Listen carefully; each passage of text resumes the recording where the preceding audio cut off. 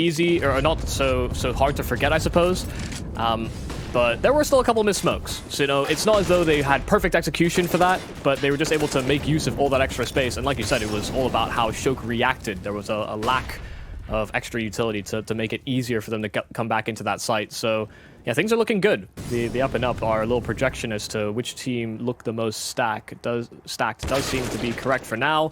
And that's really unfortunate timing there for Zurich. Thought about going and peeking deep in the white holes, but decided the bathroom area was going to be more advantageous. Looks like Loba are going to push themselves up to a 5-0 start. B site is completely unmaintained by the CTs. It's all about whether they can swivel away and find these kills. They do find the captain of their opposition, but won't be a round win. Yeah, this is looking more of the same, realistically. Magix may be able to pull out of there with the AK. That would be a small... Right now, early mollies towards main, so trying to counteract any quick A plays, something that Loba have been doing a lot so far of, but Zurich's going to receive some pressure towards the B-bomb site. Cat runs straight through to find that entry. It will get traded by the Molotov, so it's not without consequence. So taking space on B doesn't look possible at all. Loba have slowed things down, and we're waiting for Acor to maybe find an extra pick, but it was offered, but he doesn't hit. That's an exquisite shot from Kat, though, showing again why she is so dangerous and so scary to play against. Just a drive-by headshot. She had no right to win that. She was running through a Molotov as well. But yeah, as you mentioned, they've slowed down the push. Magic's now taking the advantage and pulling it in the favor of the CTs. This is the first time the counter-terrorists have had a man event and it's been pulled back instantly 2-on-2. And Acor and Henry are still alive. Not reading it right now that they're double connector, but oh, the boost could catch them. Acor is so ready. Magic's gun barrel might have been spotted, but now do they expect that machine is also nearby? Should at least anticipate. Boost had to come from somewhere. Uh-oh. Henry, dead man walking, and machine flubs the line. By almost mistake or accident, because, you know, boosting is definitely a big part of Counter-Strike. Oh. And Acor picks up the kill. I think that may have been a boost. Was there a player up on the girders? No. Yeah. He was by himself. No. He was boosted. He 100%. Oh, he was? Yeah. Nice. So that actually did look like it was a conscious effort to implement that, because they hadn't done that boost before in main. So we'll see if they find some success on this round. Acor's actually just farming. 3 kills over towards this A bomb site. Machine does get his towards Ivy, but he's left with Zurich on a late rotate away from this B bomb site. So getting this kill connector could actually open up the round. Or close it completely. Letney had to succeed there. Machine a 1-on-4. Yeah, I would not envy his position at all. There's one. Spins around on a second as well. He has taken significant damage, though. 39 HP remaining. Now, we saw Henry get the upper hand on him last round. The problem here, though, is with the bomb being planted, it forces Machine into awkward angles. Right out from T-Con. Seems like Loba want to end this quick and fast. Zurich is located over towards the A site as a typical B player, but I think they're anticipating the stack, but this flank from Pop could actually catch them out. Fatal gets the kill from behind, but dying now would actually be very advantageous. But, oh, bomb actually gonna get cancelled. I thought Machine might have been able to find that kill, but spots him in time, and the threat, it seems like it's dispersing. A threat beginning to swell, though, on the T side, and with Fatal coming through on Pop Dog, the timing may very well work out for her.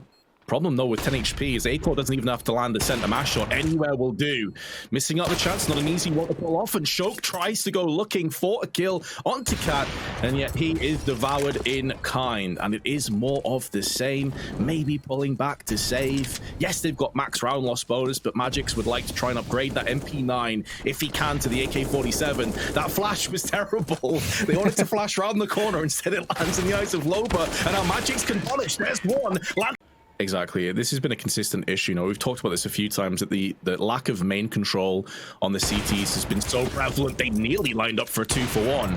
Magic's very capable with the AWP. Acor missing a bit of a sitter, uncharacteristic miss from him, and now he's gone down, and bloodshed being spilled elsewhere on the map. It stands to reason for Shoke that maybe this isn't going to be an A-hit after all, but they have to tread lightly. 3 plays now making a move into Pop Dog. There is a smoke in the eyes. Now, the problem here for the T's is this is a very claustrophobic, one-dimensional push out. out, you're very much likely to get sprayed down or opt as soon as you make a move through. So the flash will proceed the push. Now it's all about entry frags, and they have them. Cat again showing why she is such a dangerous player, but Jurek comes back, and it looks like finally Shoke is going to get on the board, unless Cat can pull off a 1-on-4. First kill does go in her favor. The flash not really affecting whatsoever. 44 seconds left. Another head has been removed, but the bomb, in a bit of an awkward position, can be picked up. This is winnable for Cat. Or not. No. Magic's also in the last round was putting up some pretty big heavy damage, and he's seen the barrel of Acor's AWP around the corner. Come on, just it move. Could be our second challenge, but no, he's taking a shot, and that means that the challenge cannot be completed. Well, Acor is still understanding that there's an AWP around that corner, and Magic's atop the trains has been spotted. Oh god, that's not the peak you want to be giving Acor. Give him chances and he'll certainly hit. Opener found, and that should actually allow Acor to have completed the challenge himself. Oh, secondary opportunity, but actually able to escape. No trade kill. Loba, in fact, flanking the player towards the back of the bomb site, and so this A site is losing their grasp on it. Loba even flanking deep into spawn, and we'll find more kills in the side. Loba's a genius. He just seems to be finding all these kills with no real issue. No one looking the right direction. And Shoke, they're back into struggling ways. Their money really not set. Please, Shoke, get a kill. Yes, he was 0-8. Now he's 1-9. You love to see that. Unfortunately, though, from his perspective, he was hoping to double up, but that didn't happen. Fatal goes to the go in a little bit and try and carve a path through into another successful round, but Acor is snatching the life away of multiple players. Over on Shoke, and Letney catches Yurik. Feels like it'll be overflowing any second now, and Acor puts another body into the dirt, making a couple, and this is why we said having a player of this caliber, of this potential on your team on a map like Train is just such a massive advantage.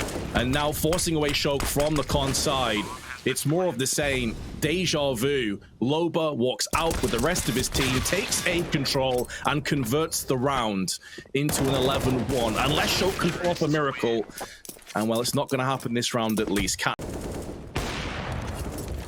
Well, it just feels like Acor won't miss on this AWP. The rare happenstance that it has occurred, it hasn't been too consequential either. 2-on-3 is certainly somewhat deadly. Oh god, the flank was going to be the real the can opener for this round. Magix might be able to clutch back a 1 versus 3. They're very spread here on Loba, so it's all about whether he reads the flank that looks to be coming and cutting off his rotate over towards that B bomb site where Letney's headed with the bomb. Well, our answer to are the pros going to take this seriously or not, I think has been answered to a degree, as Acor is having zero chill. He's taking no prisoners at all. He's like, listen, if you're in my crosshair, you're dead.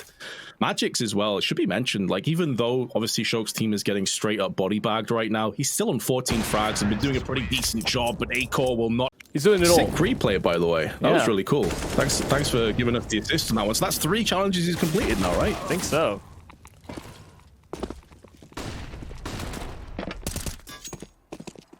Yeah, no chill. 1-for-1 trade at the opening segments of this round is fine. I feel like Shoke need a little bit more, something extra. Still 2-2 split between these sites, and that does leave the A-bomb site fairly vulnerable. You have to play so far back if you don't want to get caught out by any of the number of different attack avenues that the T's will have. See, Loba's even crept out, and they don't seem any the wiser, but they're playing for a retake. Good kill from Shoke. From a purely neutral perspective, I hope that Shoke and the rest of his team can take the second round and start the second half in positive ways. No one likes to see a complete and utter, dismantling of one team. At least make it somewhat respectable. Pull back some of the rounds. Show us what you are capable of. Fatal. Big FAMAS headshot onto Acor. The main heavy hitter is down, but Letney, with 15 frags, has been a bit overshadowed because of how flashy Acor's frags have been. He's been solid. He's been a man-mountain of his own, but now he finds himself all up against the rest of the world. Magix has taken down his teammates, partner in crime, and now Magix point-blank range will secure a second round for Shoke. So on the off angles and the box halls. And this is a fantastic angle. If it doesn't go checked from a flash or a nade, you're very susceptible to getting one kill. The thing is, the timing may have worked against her. She's not sure there's a second player to her left-hand side, but Jerk is completely unaware. He nearly gets his head removed as a result. And now T is going to be pushing straight in. Henry holds on for HE. This is going to be damage. This is a lot of damage that's inflicted, but it's at the cost of his life. And there's no one there to pick up the pieces. Shoke will have the bot plant, and Magic's is picked up too.